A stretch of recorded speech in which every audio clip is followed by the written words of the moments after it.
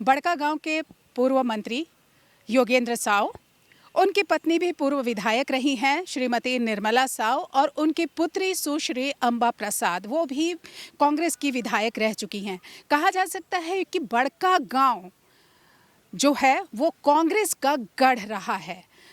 पिछले लगभग 30-35 सालों से वहां पर अनेकों बार विधायकी लेने के बाद मंत्री बने श्री योगेंद्र साव पर अभी हाल फिलहाल में एनटीपीसी के द्वारा उनके घर को तोड़ दिया गया, नेस्तनाबूद कर दिया गया, मिट्टी में मिला दिया गया।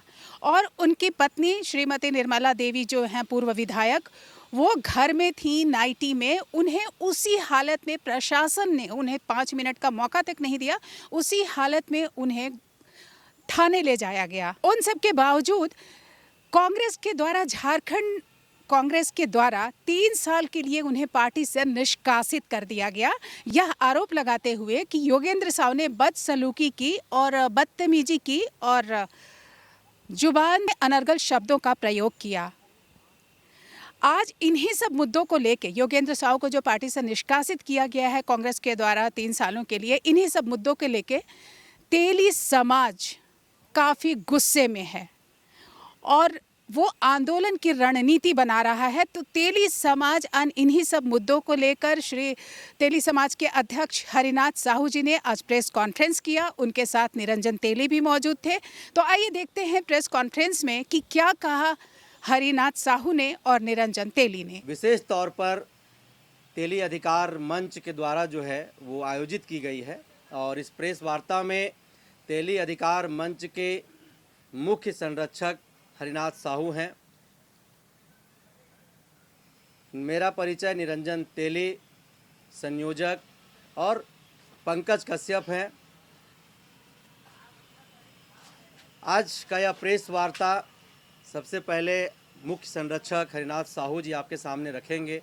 विस्तृत रूप में योगेंद्र साव जो तेली समाज के अगुवा हैं, नेता हैं, पूर्व मंत्री हैं, उनके साथ राष्ट्रीय कांग्रेस पार्टी के झारखंड कांग्रेस ने जो निर्णय लिया है, जिस तरीके से उन्हें अपमान करने का काम किया है, वह अपमान केवल योगेंद्र साव का नहीं है, वह अपमान तेली समाज का है और इसी को लेकर के आज यह प्रेस वार्ता रखी गई है। तो हरिनाथ साहू विस्तार रूप से जो है प्रेस वार्ता को जो है संबोधित करेंगे। हरिनाथ, सभी सम्मानित मीडिया बंधुओं को जोहार। और आज तेली अधिकार मंच झारखंड प्रदेश के तत्वाधान में इस प्रेस वार्ता के माध्यम से पिछले दिनों पूर्व कृषि मंत्री और कांग्रेस पार्टी के वरिष्ठ नेता योगेंद्र साहू और उनके पूरे परिवार के साथ जिस प्रकार शासन और प्रशासन के द्वारा बर्बरतापूर्वक कार्रवाई की गई, उनके आवास को तोड़ा गया, उनके पत्नी जो पूर्व विधायक थे निर्मला देवी जी नाइटी में थे, घरेलू अवस्था में बहुत ही निर्लजता और अमानवीय घटना को अंजाम देते हुए वहाँ के प्रशासन के द्वारा उन्हें बेरहमी से घसीटते हुए थाना ले जाया गया। पूर्व विधायक अंबा प्रसाद, सुश्री अंबा प्रसाद जी जो लगातार संवैधानिक मूल्यों के आधार पर बात करते हैं, संवैधानिक लड़ाई विस्थापितों के लिए सदैव लड़ते हैं और राष्ट्रीय कांग्रेस पार्टी के सम्मानित राष्ट्रीय सचिव भी हैं। इस अबुआ सरकार में कांग्रेस पार्टी एक मजबूत गठबंधन का हिस्सा घटक दल रहा है। ऐसे में एनटीपीसी जो वर्तमान में ईस्ट इंडिया से भी घातक रूप ले चुका है और सरकार के संरक्षण में, अबुआ सरकार के संरक्षण में जिस प्रकार वहाँ के विस्थापितों के साथ और विशेषकर पूर्व मंत्री और विधायक के परिवार के साथ बर्बरतापूर्वक कार्रवाई ही सिर्फ नहीं बल्कि अन्य अमानवीय घटनाओं को भी अंजाम दी जा रही है। कई एक बार माननीय विधायक, पूर्व विधायक के द्वारा सोशल मीडिया और इलेक्ट्रिक मीडिया के माध्यम से हम सभी लोग देख रहे थे, चाहे वो इस राज्य के अगुआ मुखिया हेमंत सोरेन जी से अपना बात रखने की बात हो, चाहे कांग्रेस पार्टी प्रदेश नेतृत्व के पास अपना समस्या को रखने की बात हो, लगातार उनके द्वारा प्रयास की गई। बावजूद भी लोकतंत्र को और संवैधानिक मूल्यों को ताक में रख करके जिस बर्बरता पूर्वक उनके रहने वाले गृह को, घर को तोड़ा गया, उनके साथ अमानवीय व्यवहार किया गया, तेली समाज, तेली अधिकार मंच की ओर से मैं सबसे पहले इस घटना का घोर निंदा करता हूं, कड़ी आलोचना करता हूं और असंवेदनशील इस अगुआ सरकार और कांग्रेस पार्टी के आला कमान को भी साफ शब्दों में चेताना चाहते हैं कि बहुत हो गया अब तेली समाज के साथ अन्याय, अब बर्दाश्त नहीं करेगा तेली समाज।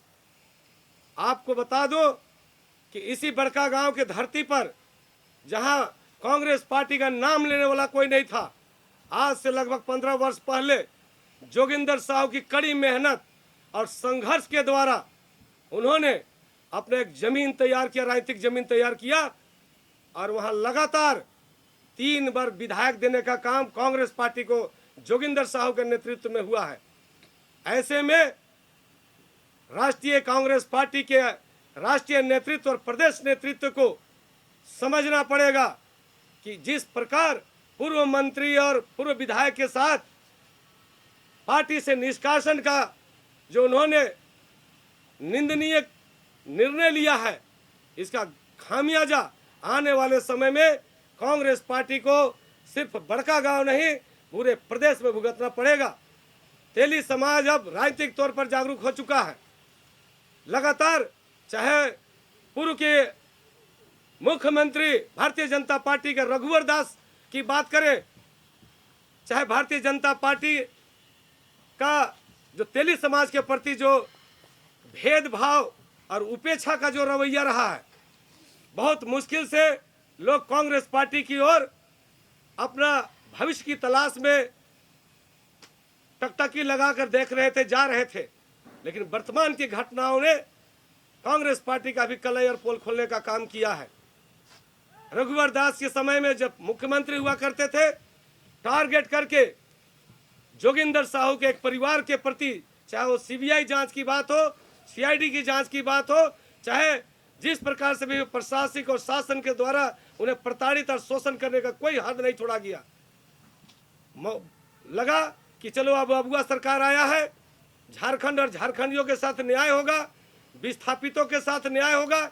इसी आशा और उम्मीद के साथ कृषि मंत्री पूर्व जोगिंदर साहू, निर्मला देवी और अंबा प्रसाद पूर्व विधायक सहित पूरे बड़का गांव विधानसभा और झारखंड प्रदेश के विस्थापितों ने एक उम्मीद भरी इनका नेतृत्व में आंदोलन को तेज कर रहे थे। लेकिन वर्तमान की घटनाओं ने ये साबित किया है कि इस राज्य में विस्थापितों के लिए ना ही सरकार है, न शासन है और न ही उसके प्रति कोई रणनीति बना है सरकार के पास।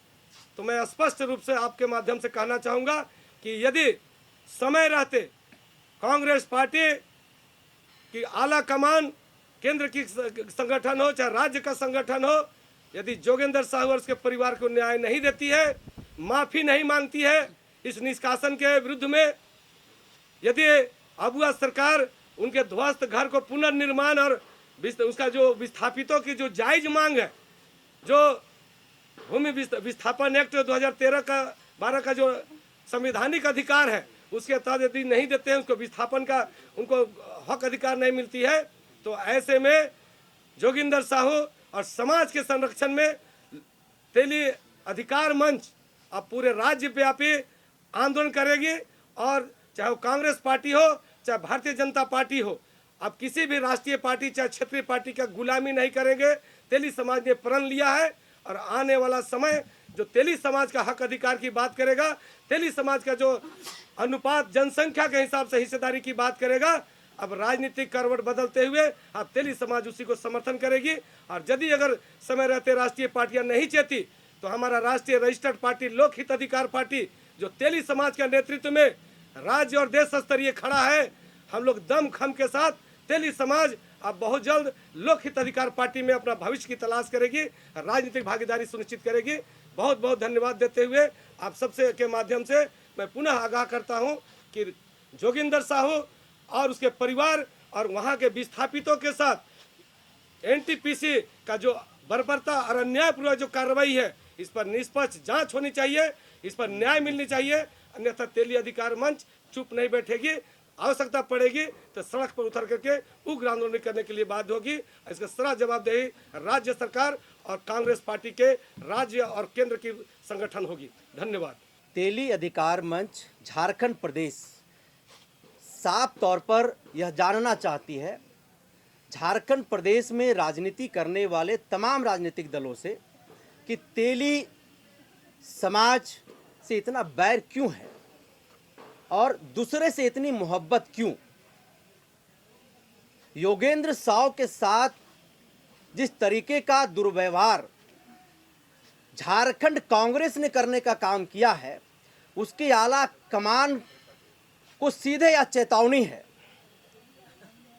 कि आप ना तो पूर्व में योगेंद्र साव को यह जानने की कोशिश किया कि आखिर आपने जो बातें कही, आपने जो शब्दों का प्रयोग किया, सरकार के खिलाफ जो आप बयानबाजी कर रहे हैं, आखिरकार उसके पीछे की वजह क्या है।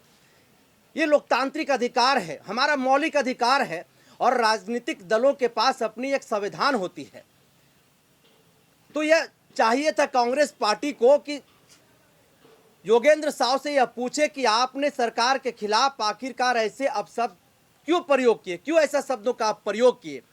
लेकिन कांग्रेस पार्टी ने योगेंद्र साव को 3 वर्षों के लिए पार्टी से निष्कासित करके यह बता दिया कि झारखंड में कांग्रेस पार्टी तेली विरोधी है और इसी के साथ उसने अपने पैरों में नहीं, अपने गर्दन में कुल्हाड़ी चलाने का काम किया है। यही वह तेली जाति है जब 2014 में भारतीय जनता पार्टी को सत्ता में बिठाने का काम किया और जब भारतीय जनता पार्टी ने तेली जाति को अपमानित करने का काम किया, जब उन्हें उपेक्षित करने का काम किया, तो 2019 में उन्हें सत्ता से उखाड़ करके फेंकने का काम किया, तख्ता पलट करने का काम किया। अगर कांग्रेस को यह अहंकार हो गया है या फिर तेली जाति को वो कमजोर समझने का काम कर रहा है, तो कांग्रेस ये कान खोल करके सुन ले कि जनसंख्या के अनुपात के अनुसार सबसे पहले तो हमें आपके राजनीतिक दल में अधिकार चाहिए। दूसरी बात कि योगेंद्र साव जो आप ही के दल से मंत्री रहे हैं, उनकी धर्मपत्नी निर्मला देवी आप ही के पार्टी से विधायक रही, उनकी सुपुत्री बड़का गांव से अंबा प्रसाद विधायक रही है और उस व्यक्ति को आपने पार्टी से निष्कासित किया। ये वही व्यक्ति है जो बड़का गांव हजारीबाग जिला का विधानसभा है, उस विधानसभा के क्षेत्र में एक बीज बोने का काम किया, आपका पेड़ लगाया और उसी के कारण झारखंड प्रदेश में तेली जातियों का अगर जुड़ाव, ओबीसी समाज का जुड़ाव अगर आपके साथ है तो केवल और केवल एक नाम है, वो है योगेंद्र साव के कारण। और ये कुछ नाम हो सकते हैं। दूसरी सवाल हमारा यह है कि जिस तरह से निर्मला देवी के साथ अभद्र व्यवहार वहां की प्रशासन ने की, इसको मीडिया के साथियों ने भी एकदम साफ तौर पर दिखाने का किया। नाइटी में थी वो, खाली पैर थी वो, प्रशासन को चाहिए था कि समय दे, लेकिन ना तो उनको समय दिया और ना ही उनसे कुछ पूछताछ किया। घसीट करके उन्हें थाने तक ले जाया गया। मैं कांग्रेस और उनके आला कमान, उनके शीर्ष नेतृत्व से जानना चाहता हूं कि क्या अगर आपके परिवार की कोई सदस्य होती, आपकी पत्नी होती, आपकी बेटी होती, जिस तरह से मेरी मां, मेरी बहन के साथ प्रशासन ने किया है, एनटीपीसी के अधिकारियों ने किया है, तो क्या आप आंख बंद करके देखते रहते, अपनी पत्नी का, अपनी बहन का अपमान होते हुए देखते, या फिर आपके अंदर भी वो गुस्सा उठता, वो ज्वालामुखी फटता, जो ज्वालामुखी, जो गुस्सा योगेंद्र साव के चेहरे में देखने के लिए मिला।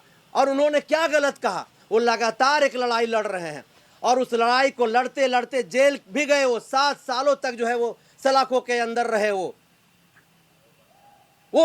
कई एक मुकदमों में अंदर गए। एक मांग है उनका, विस्थापितों की मांग है। मांग क्या है कि RFCTLLR 2013 के तहत जो है जमीन अधिग्रहण किया जा रहा है, उस जमीन के बदले में मुआवजा दिया जाए। आप सरकार में है, सरकार से अगर नहीं मांगेगा लोग तो किससे मांगेगा? और आप जाइए धरातल पर, आपके लोग गए थे, उन्होंने क्या मॉनिटरिंग किया, क्या देखा वहां पर जाकर के? एनटीपीसी से बोलने की हिम्मत आप लोगों की नहीं है, आप लोगों की हैसियत नहीं है।